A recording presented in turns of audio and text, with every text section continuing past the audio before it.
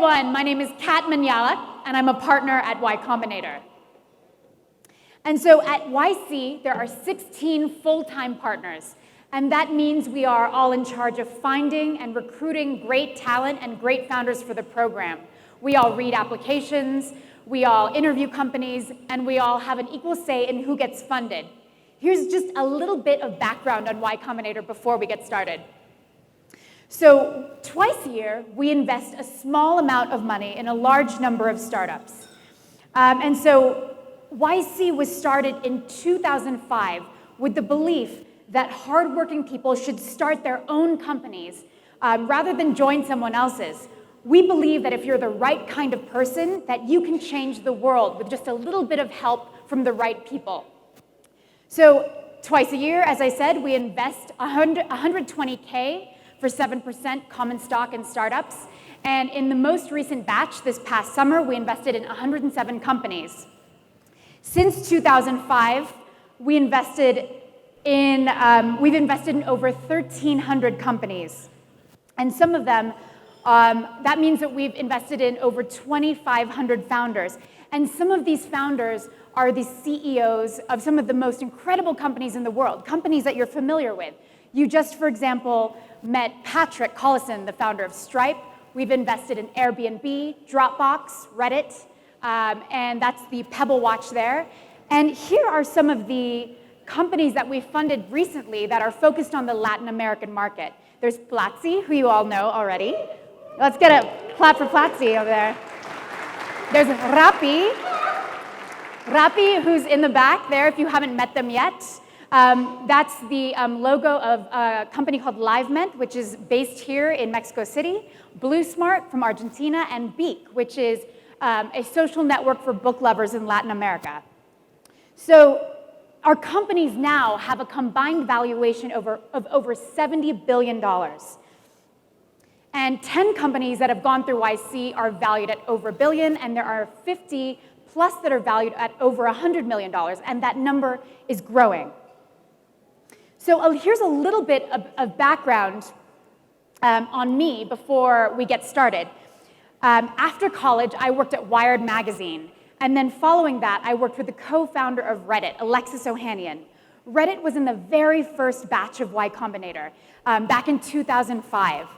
So that's how I got my initial introduction to the YC family. Alexis Ohanian, if you haven't met him, is one of the best startup pitchmen who's walked this earth. So my time at Wired magazine, talking and working with a lot of startups there, and my time working with Alexis really made me super prepared and an expert in one specific thing, and that's startup storytelling. And so just yesterday, for example, I was reading a story. There was a partner at Andreessen Horowitz, which is one of the most famous investment firms in the Silicon Valley. And one of the partners there, who is he's a former founder of OpenTable, he said that great storytelling ability is the one quality that all great startup founders need. Now, I'm not 100% sure that I agree that that's the one quality that startup founders need. Startup founders need a whole lot of qualities. But at YC, we agree that we love funding teams that are well-balanced. On the perfect startup team, there's at least one person that can build product, and there's at least one founder that is great at sales and talking to users. And so what I wanted to talk about a little bit today, I wanted to dig into just one piece of that, and that's how to get really great at talking about your company. So talking about what you do clearly and concisely is going to be one of the most important jobs you have as a founder. It's the skill that you'll need to convince co-founders, co-founders, investors, users, employees, and shareholders to believe in you. It's a skill that you're going to need to grow as well, because to grow, you'll need all of these types of people to talk about you, to help you spread the word about what you're doing. Let's see. So today, I also wanted to say that this is a skill that can be taught. even if you're not naturally a great pitchman, if you're not naturally a good storyteller. It's a skill that can be practiced and mastered. And so today I wanted to talk through 3 things that I work with YC startups on before they talk about their companies for the first time publicly. And so after today, you should all be able to go out and do this yourselves. So the 3 things that we're going to go over today really quickly are, first, we'll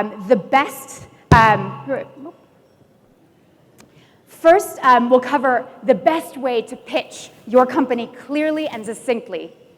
Second, we'll talk about how to find the best person to pitch your company. And third, we'll talk about the real key, the real secret to getting people talking about what you're building. So first, clarity of vision.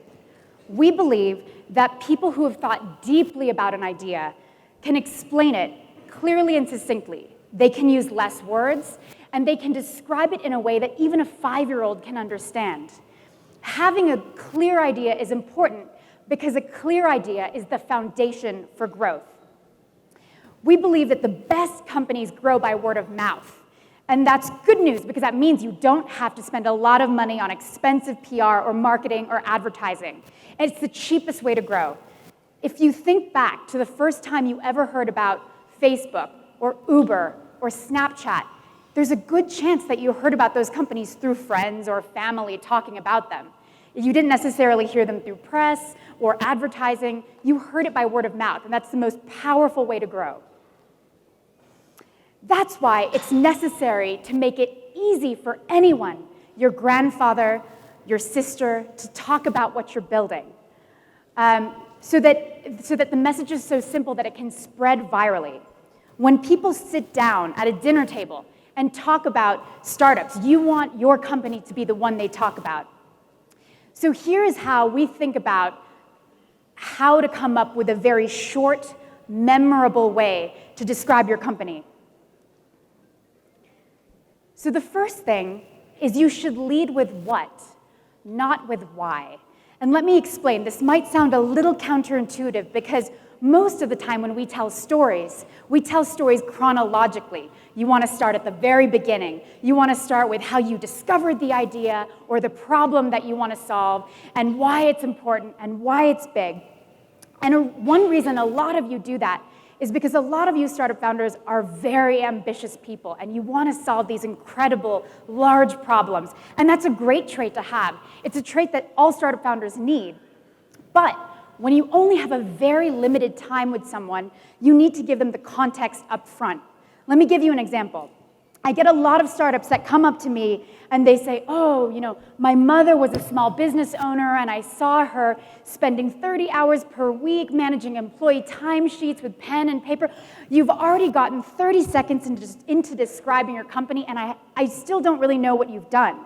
So the first thing is you should start up front with one sentence that describes exactly what you're building first before you get into all of that. So the second mistake is a lot of meaningless jargon. And this is a problem that a lot of startups have right now. This is a tweet from YC alum and former partner Gary Tan, and he echoes a pain I feel very acutely. I spend a lot of my time fighting jargon in startup descriptions with startup founders. So here's an actual description of a company that is mentioned in this article. IndieCloud is a know-how and synergy platform. Don't say shit like that. that has zero informational content about what you actually do. So when you're describing your company, the person you're talking to should have some idea of what they need to build to replicate that idea. So, IndieCloud, the know-how synergy platform, could be a collaborative ed tech company, or it could be a marketplace for experts. You have no idea what this company does. So don't be jargon-filled and full of vague kind of startup words, because that's not going to help get across what you're actually doing. So another big mistake that founders make is they ramble. They say, oh, information is the lifeblood of all blah, blah, blah, blah, blah, blah. Like, I've already zoned out. If you go on for too long, you'll start to lose people. You want to say something short and sweet and succinct, and it only has to be one line, and then you want that person to look at you and ask you a follow-up question. They say, oh, that's interesting, like tell me more about this. And so you can't get there if you just keep talking and talking and talking. So this is the description that Dropbox used on their actual application to Y Combinator. Dropbox synchronizes files across your and your team's computers. That's a really tight description. It's descriptive. You know sort of what you'd have to build to replicate it. You know it's a synchronization service.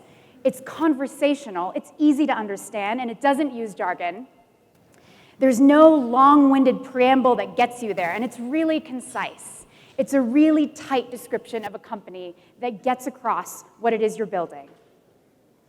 So at this point, you should have a short, memorable description of your company, and you can pitch your company to anyone in the world. So let's talk about the second point.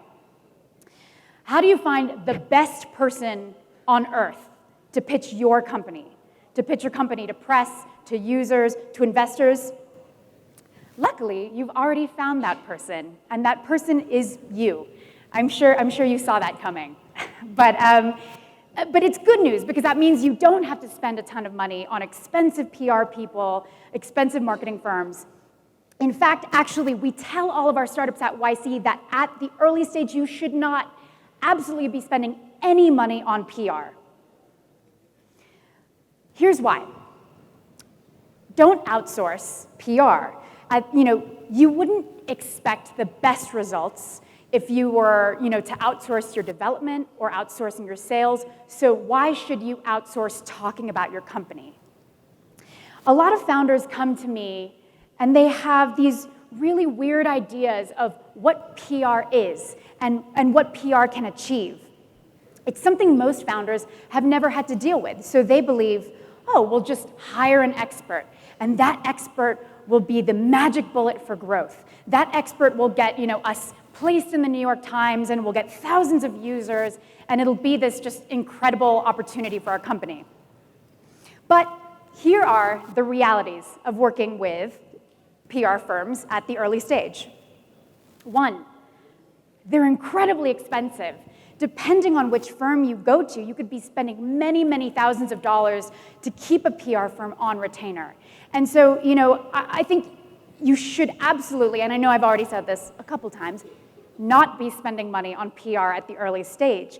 Honestly, spending money on PR is really a tax you have to pay because you're not building a remarkable enough product. The second thing people think PR people do is create these brilliant stories and then pitch them out, and they're picked up by all the best media outlets. Well, actually, PR people don't know your company as well as you do. So it's still going to be your job to come up with the best, most interesting stories and get them out there. One thing that PR actually does really well is contacts. If you don't have any contacts, a lot of founders say like, oh, I don't know any reporters, I don't know anyone. And PR is, the foundation of it is built upon contacts. But here's the thing. Here's the secret there. Reporters actually don't want to be pitched or fed stories by PR people. Ideally, if your company is small, you're early stage, you're just a couple founders, they want to be pitched by you, the founder. So my suggestion is at the early stages, you do your own PR, and I'll tell you how to do it right now. The way that we tell our founders to think about PR is we tell them to treat PR like business development. And so you will build relationships with reporters who you will work with for the lifespan of your company. That's 10 years, that's 20 years. So the longer you've known a reporter and the longer you've worked with them, the more invested they feel in you, the more likely they are to want to write about news that you have in the future. So like fundraising and like business development, though, the best way to get a connection to a reporter is through a warm introduction. So a warm introduction is an introduction from someone that the reporter has already worked with in the past and already knows and trusts. So I'm going to walk you through one example of a company that I worked with very closely while they were in Y Combinator. How many of you are familiar with Nebbia? Cool. So Nebbia has a founder that's actually from here in Mexico. And they are building a shower head that saves 70% of water. And they did their own press at YC. They did it incredibly well. And so I think they're a great example of how founders anywhere can do it themselves. So they decided when they were going through YC that they wanted to launch their crowdfunding campaign. And over the course of 1 month, they ended up raising $3 million. So here's how they got the word out. The first step I recommended was that they do their research. They researched which writers were interested in their space. They researched which reporters and which journalists were interested in water savings and sustainability, which reporters were interested in writing about new home gadgets. So writers and reporters usually have a specific beat or area of interest. So if you're building a water-saving shower head, you're going to be pitching different reporters than someone who is building an enterprise healthcare startup. So the first step that Nebbia I had them do, was create a whole list of all the writers that would be likely to be interested in their story. The second step was that Nebbia got warm introductions to each of those reporters on their list. It's a really manual process, and it can be kind of annoying, but what they did was they asked everyone in their network, other founders that they knew, some of their early investors, they asked, like, can you give me a warm intro to this reporter? And it took them a couple weeks, but it worked. They got warm introductions to at least 10 publications before their crowdfunding launch. And that brings me to the sort of, third point is give people advance notice. I'm always happy to help startup founders, but I hate it when people come up to me and say, can I get a warm intro? The deadline is in 2 days. And I'm like, what? I usually like to give reporters about a week in advance notice at the very least. And it can really burn sort of your relationship with the person you're asking a favor of, but also the reporter if you don't give people enough advance notice. So they did, I think it was 2 weeks before their launch date, Nebbia started getting the warm introductions, and they were able to set up these one-on-one demos with each of the reporters. So Nebbia, on the day of, one thing about warm introductions, if you send cold emails to a reporter, that usually works about 1 out of 10 times. So warm intros, it's not a perfect scenario, but you still, at least it's 50-50. So, basically I would say if you know any founders or anyone who can help you, that is the best way through to get to a reporter. And so basically what happened was Nebbia, their launch went super successfully. They got, in the New York Times, in TechCrunch, in Wired, and honestly, the reason that I think that worked is because they did all this legwork themselves. And they did their research, they got the warm intros, they talked to the reporters one-on-one. They really made each reporter feel like they had this personal relationship with them. And so basically, one more tip. If you want to have a long-term relationship with reporters, don't be an asshole. So, just like in business development, where no one is entitled to a sale, no founder is entitled to a story. So, this may seem super obvious, but I've heard some really horrible horror stories from reporters about bad founder behavior. Founders act entitled, founders treat the reporter like that reporter works for them, they're rude, and so, treat reporters like the humans that they are, because these are people that you're going to have relationships with for the next 5, 10, 15 years. And also, my husband is a former reporter. He used to work at Wired magazine and writes for a lot of men's magazines, and I hear a lot of these horror stories from him. And the world is small. If you piss off one reporter, the word gets out, and it can, their whole network of reporter friends, writer friends, they all talk about, all the worst founders to work with. So being, unkind or, difficult to deal with one reporter can really make your life difficult in the future.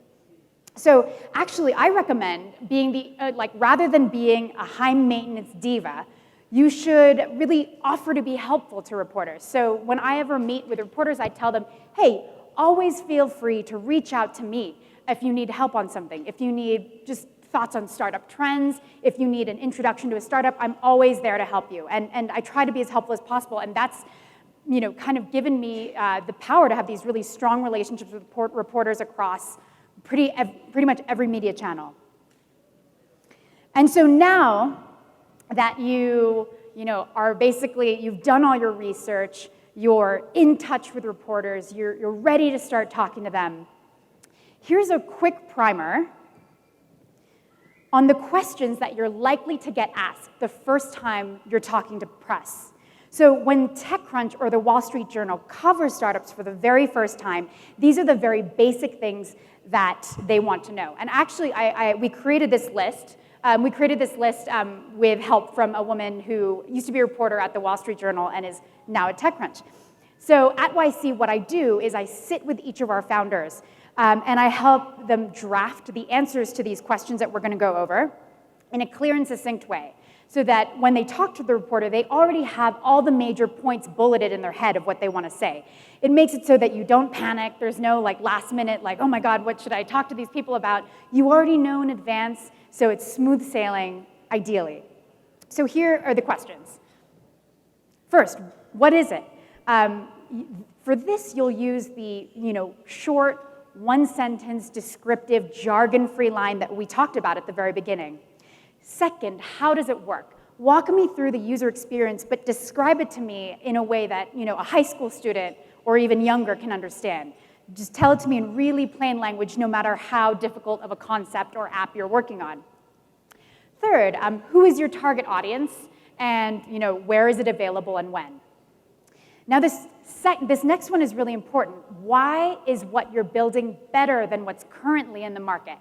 And so this has been important, especially in the past couple of years, because 10 years ago when TechCrunch first started, and it was the first startup boom, TechCrunch or other publications would really write about anyone. They would write about any startup that popped into existence because there weren't that many startups. These days, there are tens of startups that launch every single day, hundreds of startups that launch every month.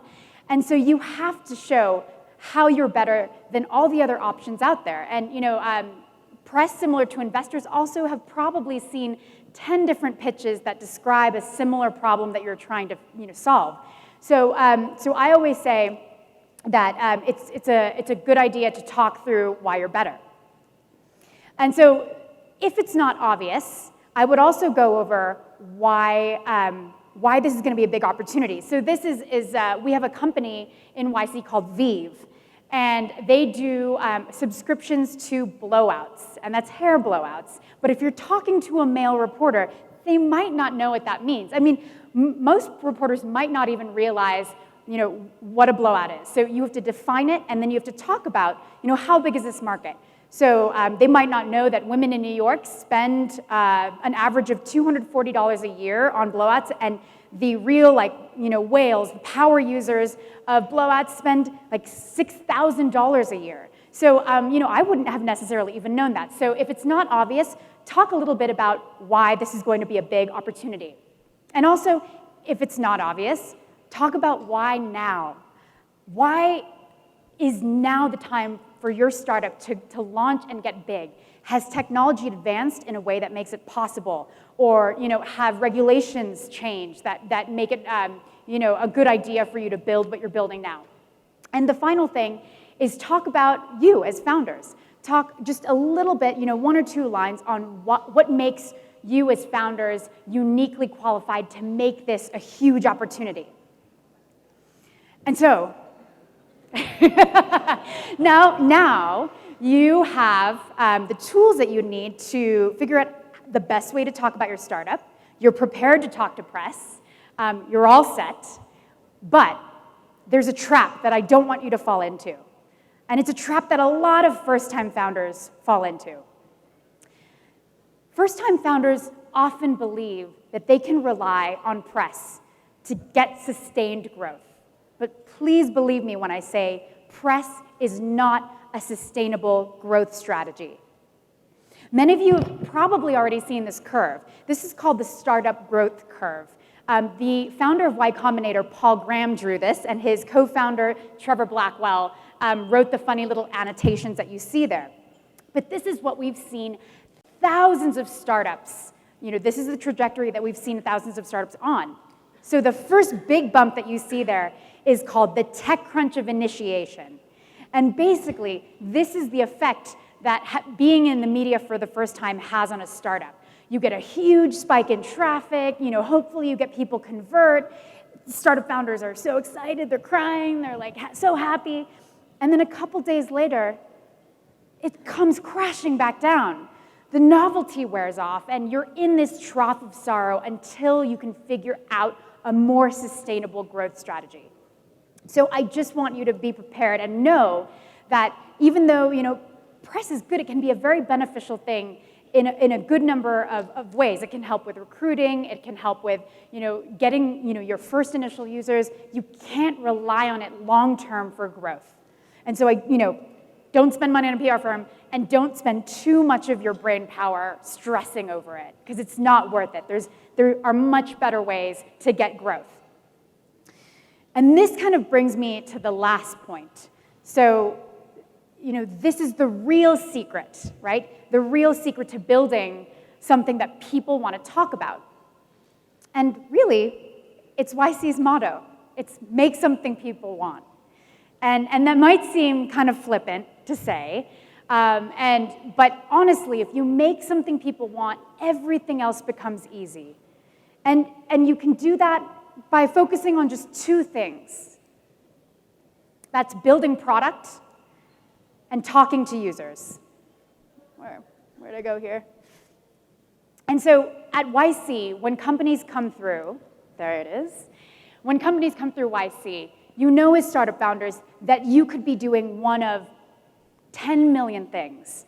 And we say the only two things you should be doing at YC are building product and talking to users. And then you can use us as an excuse to basically blow everything else off. So no investor meetings, no events, like nothing. Just you can use us as the excuse to spend 3 months head down building great product and talking to users. And essentially the process there is get something out in the world as quickly as possible. Build an MVP, get it out there, and watch actual people using your product. Because the best feedback you're ever going to get is not from theoretical users or people who on the street who just say, yeah, we're interested in that app. You want to see people actually interacting. And so talk to those first 100 users. Figure out what is it, ask them, figure out what is it that they want built. What do they want to see in your product? And then you have the opportunity to continue building, iterating on your product, and continue to push it out to more people. So that truly is the best way to grow, is building an incredible product, talking to users, improving your product based on user feedback, and then basically kind of communicating in a way that makes it easy for everyone to help spread the word for you. So just to kind of wrap everything up, and I will say that we will have time for questions after Kevin's talk, so I'm happy to answer any questions about this or startups in general.